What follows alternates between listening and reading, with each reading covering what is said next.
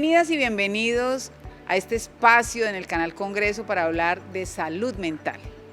A partir de hoy empieza la temporada de Tu Mente Sana, porque nuestra salud mental está en nuestras manos.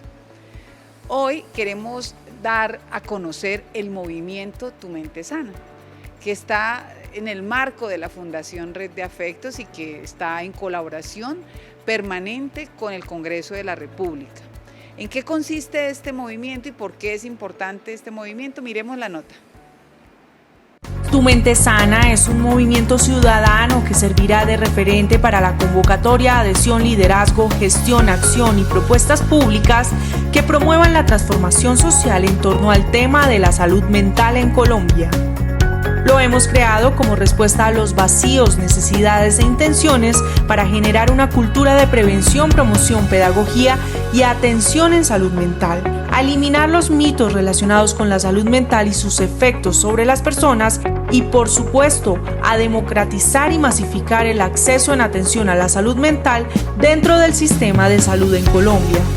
Nace también de la necesidad de aglutinar y promover las distintas iniciativas que venimos trabajando tanto desde el Congreso de la República como desde escenarios que incluyen la Fundación Red de Afectos y otros en los que hemos abierto puertas y oportunidades para que la salud mental sea una prioridad en salud pública, un derecho para cada colombiano y la base del bienestar social que todos buscamos. Bienvenidos a nuestro nuevo formato. Es un honor para todo nuestro equipo de trabajo que integrará este movimiento unir esfuerzos, conocimientos, miradas, experiencia y compromiso para posicionar a la salud mental como un asunto de interés público y una responsabilidad personal, familiar, institucional y social en nuestro país.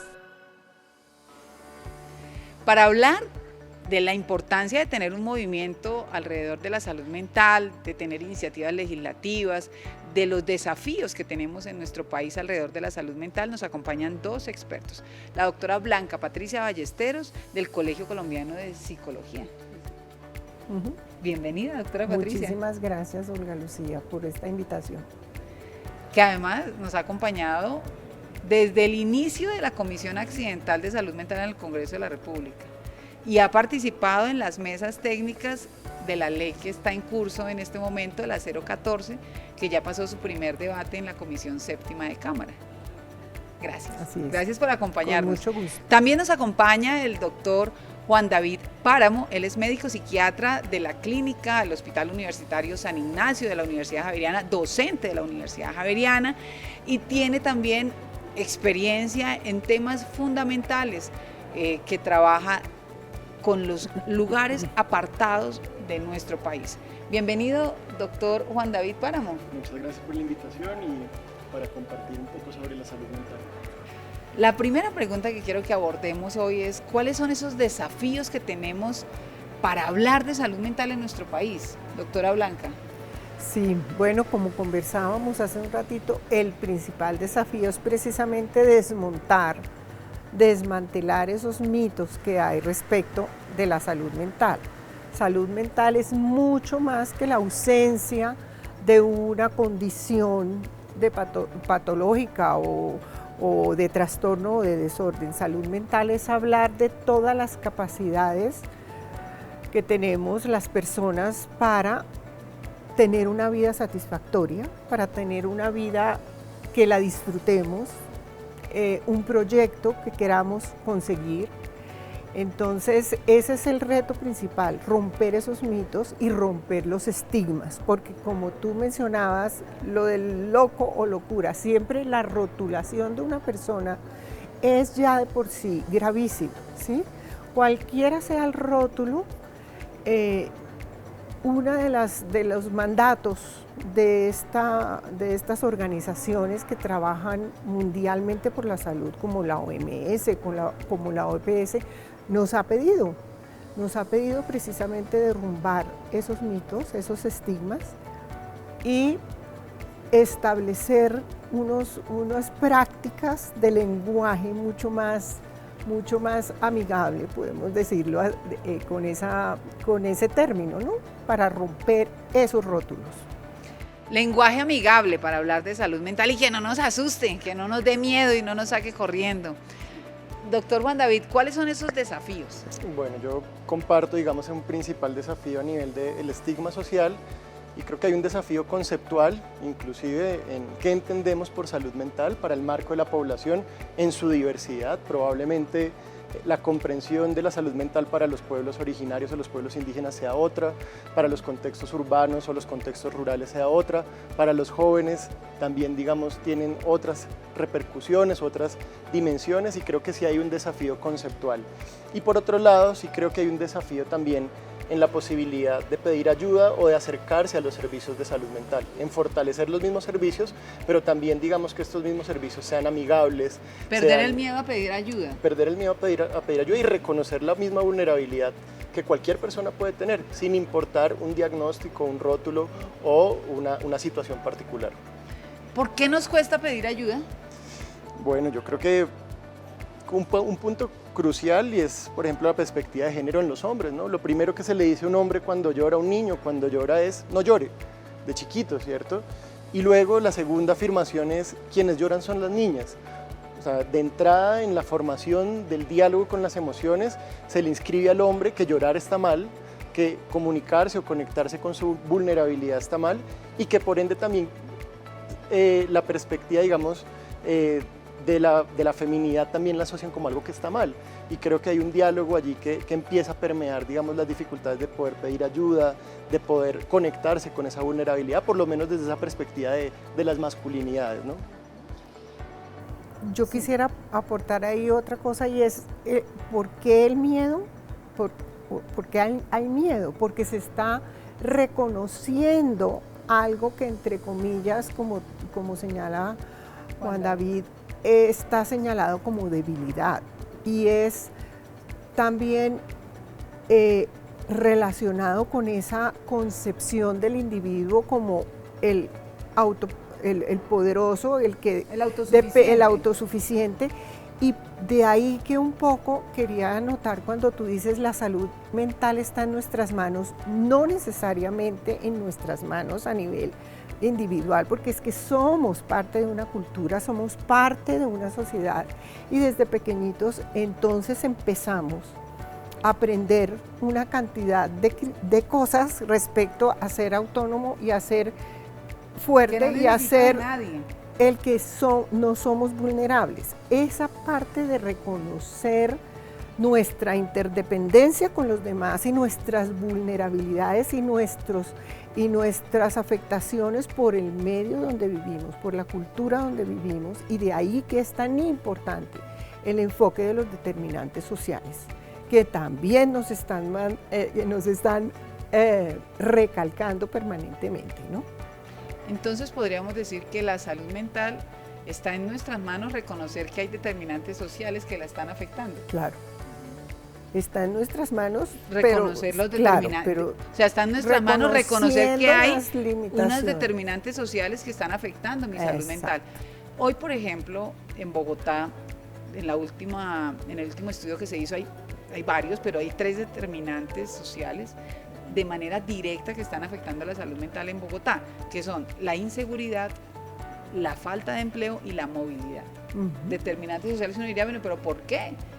Pero entonces, para concluir, nosotros hemos dicho, y por eso esta es una segunda temporada de nuestro programa, que se llama Tu Mente Sana, y es que en nuestras manos está reconocer que hay determinantes sociales que afectan nuestra salud mental.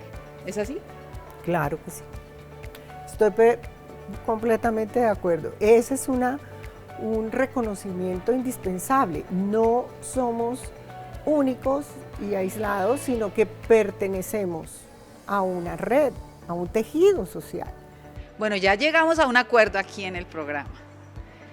Ahora, frente a la atención en salud mental, ¿cuáles son esos desafíos que tiene el país, doctor Juan David? Bueno, yo pienso que un primer desafío y siento que también hay una conversación alrededor precisamente de los derechos es que la garantía del derecho a la salud mental sea con plenitud, ¿no? Que la accesibilidad a los servicios de psicología, de psiquiatría, de lo interdisciplinario pues permita también por lo menos tener unas trayectorias distintas en el acceso a los servicios de salud y al vínculo que hay con el sistema de salud. Entonces yo creo que hay una perspectiva de derechos que hay que fortalecer, hay diferencias regionales muy grandes en la posibilidad de acceder a un servicio de psiquiatría, de psicoterapia, de otras, digamos, alternativas o dispositivos, por ejemplo, más ligados a la comunidad, a la atención primaria en salud, y creo que allí hay un elemento importante. Un segundo plano es la interdisciplinariedad, que creo que hay una experiencia muy importante en otras normatividades alrededor de la salud mental, en donde se hace un pie o un énfasis en la interdisciplinariedad, y eso viene también de la formación del talento humano en salud, la posibilidad de comprender la interdisciplinariedad y los contextos, ¿no? Cómo podemos territorializar también la salud mental para que se puedan leer esas realidades del barrio, de la ciudad, del campo, de la montaña, de la diversidad que compete, digamos, a nuestro país.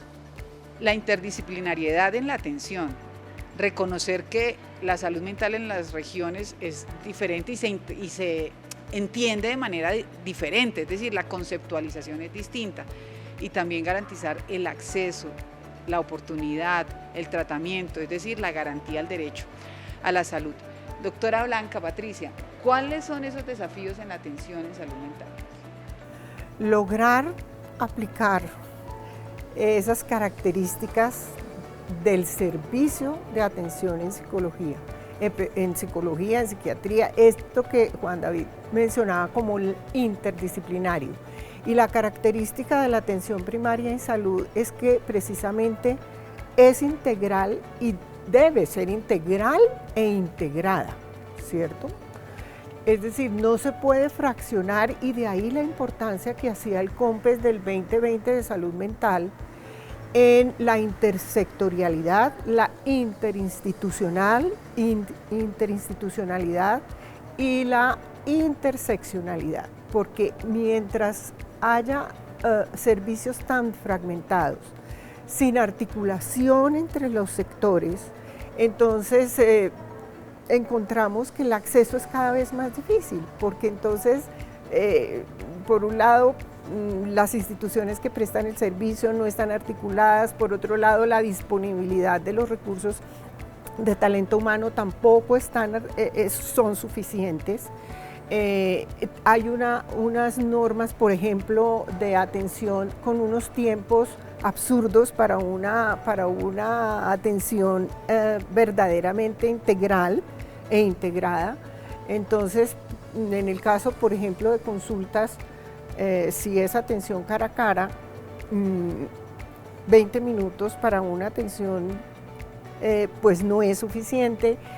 Entonces, esa integralidad y esa integridad de la que habla la atención primaria en salud como características, pues yo creo que ese es un reto enorme, porque ahí tiene que ver todo lo de recursos humanos y materiales y financieros, desde luego, dentro de los materiales. Muchos desafíos. Yo podría ordenar entonces estos en este orden: el derecho a la salud, es decir, oportunidad, que me atiendan cuando yo lo necesito; la integralidad, las redes integrales, integradas, complementarias en materia de salud mental; la identificación y caracterización en las diferentes regiones del país, que se manifiesta y se conceptualiza de manera distinta; la interdisciplinariedad también, ¿no? Y los recursos, el presupuesto para tener, son los desafíos, los 5 grandes desafíos que podríamos resumir aquí de estos 2 expertos en materia de salud mental para nuestro país. Antes de seguir avanzando, quiero que miremos esta infografía, que es lo que nos muestra el último estudio de salud mental del Ministerio de Salud frente a cómo está la realidad en nuestro país. Miremos. Radiografía de la salud mental en Colombia. En octubre de 2023, el Ministerio de Salud y Protección Social de Colombia, en colaboración con el Centro Nacional de Consultoría, realizó una encuesta para conocer la percepción de los colombianos sobre la salud mental. Los resultados de la encuesta revelaron que el 66,3% de los colombianos consideran que su salud mental es buena o muy buena. Sin embargo, el 10% de los encuestados considera que su salud mental es mala o muy mala, y el 30% considera que es regular. Este porcentaje es significativamente mayor entre las mujeres con un 69,9%. Los trastornos de ansiedad encabezan la lista, 19,5%. Luego siguen los trastornos del estado de ánimo, 13,3%. Los trastornos por control de impulsos, 9,3%. Y los relacionados con el consumo de sustancias psicoactivas, 9,4%. La encuesta también reveló que el 42% de la población considera que las consultas con un psicólogo o psiquiatra contribuyen a su crecimiento personal, lo que sugiere un cambio positivo a la percepción y una reducción de estigma relacionado con la salud mental y sus servicios. Cuando se les preguntó cuál es el espacio más propicio para generar problemas de salud mental, casi la mitad de la población señala la casa, con un porcentaje del 44,5%. Llama mucho la atención que justo el lugar donde más protección se debería recibir sea el mismo donde casi la mitad de la población se sienta más vulnerable. Cuando se encuentran con una persona alterada mentalmente en la calle, el 24,5% intenta ayudar y el 22,3% siente miedo. Por otro lado, el 83,4% está a favor de que la comunidad participe activamente en casos de salud mental. Cuando se les preguntó si al momento de acudir a los servicios de medicina o enfermería les preguntan sobre tu salud mental, las respuestas revelan que al 70,9% de la población casi nunca le preguntan sobre su salud mental. Este dato es mayor en Bogotá al ubicarse en el 77%, lo que pone en evidencia que en Colombia la mayoría de profesionales de enfermería y medicina general no indagan acerca de temas relacionados con la salud mental. Y teniendo en cuenta que estas dos profesiones hacen parte de la puerta de entrada al sistema, es de vital importancia que desde este momento inicial se identifiquen riesgos para la salud mental y se canalicen a las personas de manera oportuna en caso de ser necesario. A la pregunta ¿qué se considera tener salud mental?, cerca de la mitad de los colombianos asocian tener salud mental a estas tres características: sentirse bien, feliz y en paz consigo mismo, 50,8%. Tener buena salud física, comer, dormir, descansar, 49,2%. Superar las dificultades y seguir adelante con ganas de vivir, 48,5%. Estos datos resaltan la necesidad de fortalecer los servicios de salud mental en el país y combatir el estigma que rodea este tema. A pesar de esto, el 93,7% de los encuestados creen que la salud mental debe estar incluida en el sistema de salud, lo que significa que la población en general reconoce la necesidad de contar con servicios de salud mental habilitados para la prestación en el marco del Sistema General de Seguridad Social en Salud, lo que implica un fortalecimiento de estos para garantizar la oportunidad y continuidad en la atención, que hasta la fecha no se ha logrado. Vamos a ver la siguiente información alrededor de lo que está pasando en salud mental en nuestro país, pero también miremos este cuadro que nos identifica el incremento de los suicidios en diferentes edades, que está generando una alarma enorme y que tiene que generar una alarma para prevenir estos suicidios, porque lo que yo tengo entendido es que todo suicidio es prevenible. Miremos estas cifras. En Colombia, las cifras de suicidio han experimentado un preocupante incremento en los últimos años. Según datos recopilados, en el año 2020 se reportaron 1.574 casos, cifra que aumentó a 2.086 en 2021. En 2022, la tendencia al alza continuó con 1.829 casos y en el 2023 se registraron 2.023 casos, marcando un aumento constante y alarmante. Detrás de cada número hay historias y vidas perdidas. Hombres y mujeres de diferentes grupos de edad se ven afectados con cifras que revelan una realidad dolorosa. En el grupo de edad de 12 a 17 años, los casos han ido en aumento, pasando de 259 en 2020 a 261 en 2023. En el rango de edad de 18 a 24 años, la situación no es menos preocupante, con un incremento de casos tanto en hombres como en mujeres a lo largo de los años.